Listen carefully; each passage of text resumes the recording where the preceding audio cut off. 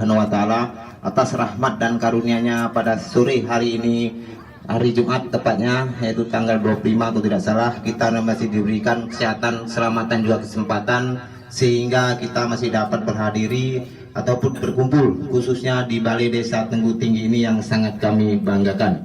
Selanjutnya selawat berkaitan salam juga marilah sama-sama kita sanjung sajikan kepada junjungan kita, yaitu Nabi Alam Nabi Muhammad Sallallahu Alaihi Wasallam beserta keluarga, para pengikut serta keluarga-keluarganya sekalian. Nah, di sini penghormatan kami nomor satunya kepada seluruh perangkat desa-desa Tenggu Tinggi yang berhadir, dan yang sangat kami muliakan para tengku-tengku guru, para alim ulama dan tutu imam yang berhadir yang sangat kami muliakan. Dan tidak lupa juga salam tajim penghormatan kami kepada saudara kita ataupun Bapak Fahrul Roji serta rombongan yang berhadir dan seluruh masyarakat